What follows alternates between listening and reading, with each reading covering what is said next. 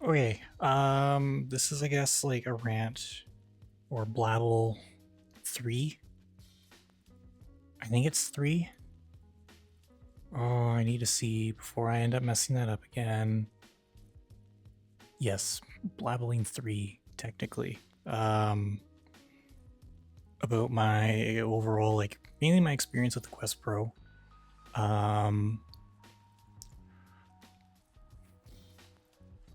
Man, I have a lot of times where I just think like, ooh, having a base station tracked headset, because I came from the Index primarily, is definitely a lot nicer, for a couple things, like being able to just, oh, I want to play VR. Pop your headset on, grab your controllers. If you have full body, grab your trackers, slap that all on, you hop in, and like, that's it. You're in. You don't have to do anything with like figure eights or whatever, or have like a tracker on the back of your head that you have to worry about keeping charged as well. Um, Audio on that, in my opinion, is pretty good, especially like if you do like off-ear stuff. And plus, the microphone on there is, I don't know if there's a different headset out there that has a better microphone yet. It's not something that I've looked a ton into, but the microphone on the Index is pretty good as well. We're going to a Quest Pro just because of like, I use my index knuckles still with this. Same also with Vive trackers, so I have the two spaces that have to get mixed together. While having like the tracker on the back of my head does resolve most of those issues, there's times where it's like, if I don't toggle pass through on and then I walk out of my play space, that my stuff will end up calibrating itself way over where my computer is, and then like I have to either wait until it fixes itself, or I just have to take my headset off and put it down in my play space instead, which it's like, again, like, yeah, it's first world problem type thing, but it can be very frustrating at times when you're like, oh, I need to be able to do this, and then you just can't because you're watching all your controllers like 10 feet away from you kind of do their own thing until Space Cal decides to pull you back in, which I haven't had issues with Space Cal like that in a while, especially since switching to what you call it, especially since switching to the slow mode, or very slow, for the recalibration. Fast works, but I don't know if it's just like occlusion or something that I have in my play space. I'd have more often than not where it's like sometimes I'll just get calibrated slightly in the floor and then it'll calibrate me fine, and it just, yeah, it's been a experience trying to figure out like what's what with my setup. The other part with it too was I knew almost right away getting into this headset that I wanted a different microphone because I don't like the built-in one. In my opinion, it sounds okay, but you need to limit it if you're using like virtual desktop, for example, like 70 or 80% volume at most, and have the built-in suppression turned off in virtual desktop. Or, in my experience, unless I'm talking loud, my mic cuts out pretty consistent, and I get like those mini like explosion noises, like if I laugh and kind of like breathe upwards, because the holes for the mic are in, well, I'm like poking my I'm poking in my mouth, but if my nose was the headset, there's one in the middle and there's two on the sides, so it's very easy to kind of like accidentally breathe upwards and then just kind of cause it to like peak really bad. So I tried a mod mic originally, didn't like it for VR stuff, just felt like it was too clunky. And I've had times where like I go to charge it or I forget to charge it, and it's like, oh, I can't use it now because I don't have any way to charge it on my head. Or, well, I don't have any way to charge multiple devices like that on my head right now. I ended up finding a Hollyland microphone, so realistically like any lav mic, but this one's like the size of a couple quarters stacked on top of each other, and I just have it adhered to the front of my headset here, and I'm still pretty surprised how decent it sounds for what it is. It sounds a lot better than the Quest Pro microphone, in my opinion. And especially for like trying to record ASMR content, like there's no way that I would have done that with the built-in microphone on the Quest Pro. Using the microphone did teach me that I had to stop using. Originally, I had 3D printed ear cups to redirect the sound better into my ears. So it was kind of like having the off ear index or like BMR, whatever stuff you'd call it. But I had issues with sound spill, so where the microphone would pick up that noise, and I had to have like a way more aggressive sound floor setting, I guess you'd call it in VRChat. What is that setting called? Yeah, noise suppression I had to use enabled, and then mic activation threshold I had to have set at like 7 or 8%, which it's like it's okay if you're just speaking, but I like being able to express myself, or like exhaling, giggling, like making quieter noises at times, which having that enabled would just completely gone. So what I did initially was I am currently using Cosporta Pros, which I removed the headband from, and I'm using like under desk cable management clips on the side held with adhesive over part of the COS headphones, and they're angled in a way that I can fold them onto my ears. So it's kind of like the ghetto version of the I guess it's like a ghetto version of the HTC Vive Deluxe strap, where I have headphones that are directly on my ears, and I still am able to fold them upwards so I can put this headset on the dock or put it on a flat surface without risking damaging these headphones. The downside with it is like, yeah, it is more cumbersome if I have to go and put my headset back on the dock, but I'd rather do this and have better sounding audio and also not worry as much about the sound spill. But it's definitely like another step, but I've been pretty happy about them. I did try using COS KSC 75s. Don't know the difference between the drivers. I'm not an audiophile by any means, but they sounded pretty similar to me.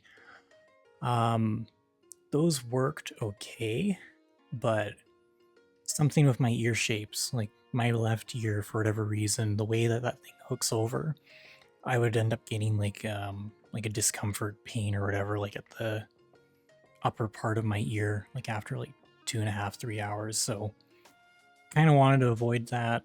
This works pretty well. I can move around, and like, yeah, I can feel the pressure change on my ears a little bit with it, but they stay in place. So I'm happy about that. Only real downside is if I want to lay down, I can, but I have to in a really weird way, because if these get like pressure put onto them, they end up like folding, and there's a chance that they could come off my headset because it's just held on with double-sided Gorilla Tape. What else? Oh, I use a USB Type-C DAC. The reason for that is kind of twofold. I didn't want to have anything still plugged into the front of the charging port on the headset right here. Part because I run a cable down my shirt, and that would pull on my collar a little bit weird, which is annoying. But doing this allowed me to reroute the cable back to the back of my headset again. And then I have the cable going down my shirt, so there's not really any pull. Like, I can notice the cable a little bit, but I don't think about it. I'm only thinking about it now because I brought it up. The other part of it too is it is a 3.5mm DAC. I think that's the right term. If I'm wrong, I'm sorry. And then I just have my headphones plugged into there, because then I don't have anything that obstructs the sides of my headset. So I can press my volume buttons a lot easier that way if I need to. Same also with the power button on the other side, and on the rare occasion that I want to play without the side light blockers, I can take them off, and then I don't have anything obstructing my view or obstructing my peripheral vision, which is pretty nice.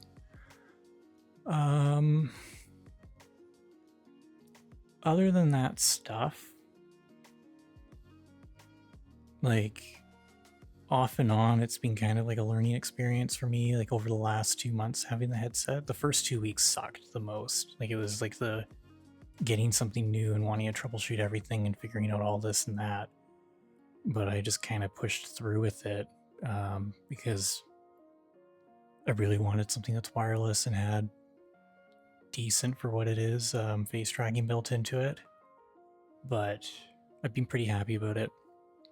These probably were the worst part, in my opinion, to get working, the index knuckles. Mainly just because my play space, I'm not the closest to it. My computer's probably around like 15 feet away.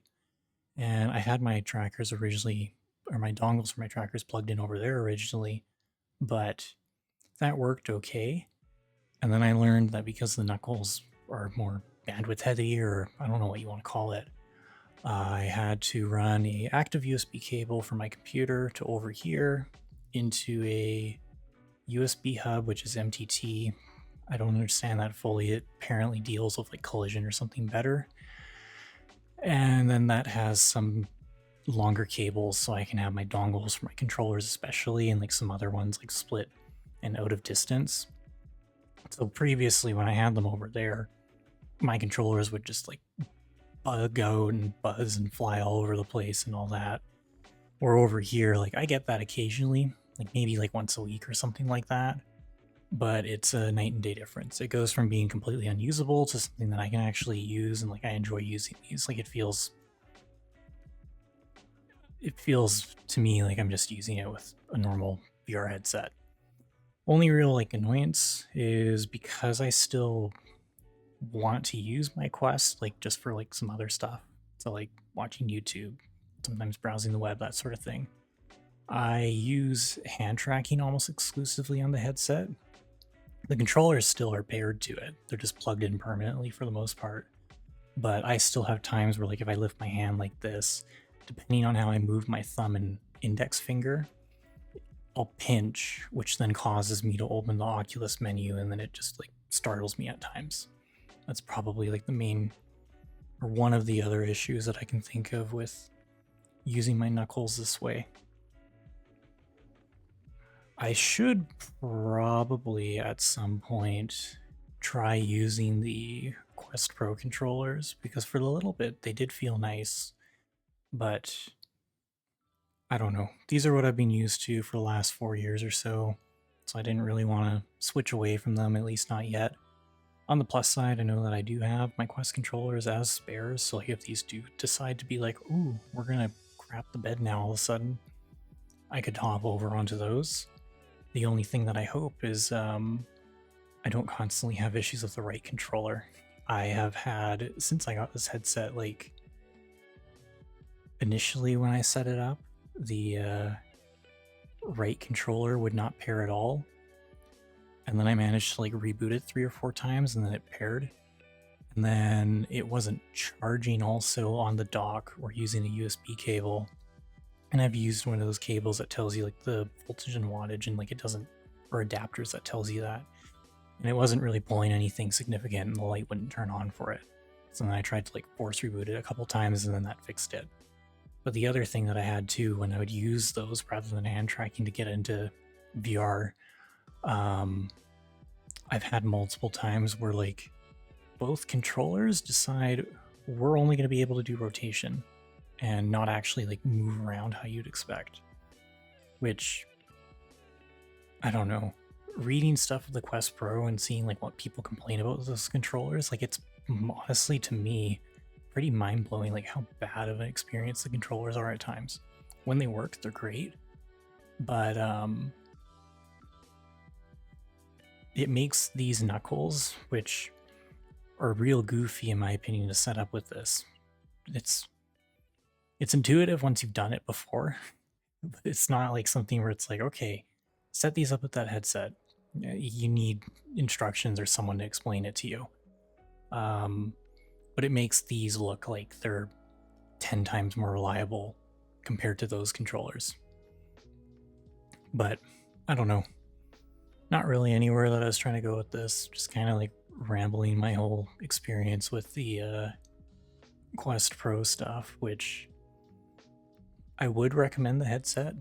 It's definitely nice for what it is. But it's also the type of thing that I would say, unless you're doing unless you're doing like the different microphone, and especially like index knuckles, it's probably like 90 to 95% just set it up and go. But that other 5% when you're troubleshooting like your face tracking not working or some issue that you don't know what's going on, that 5% royally sucks. And I've been in that 5% a couple of times, and it's just like, yeah, definitely pretty interesting. But overall, issues like that and setup stuff, whatever you want to call it, aside, I enjoy the headset. I like being able to see edge to edge compared to the index, even though this does have a smaller field of view and a lower binocular overlap. I don't know what it's called. So it is harder to look at something that's a lot closer, in my opinion. Not that I need to really that often, but yeah, this is the end of my third Blabbling. Not sure what I'll talk about next time, but if there are suggestions or something else, maybe a continuation of the orange status thing, which seems to have, for some reason, gathered a lot of interest. I could make a second one of that, continuing on why I said certain things, maybe.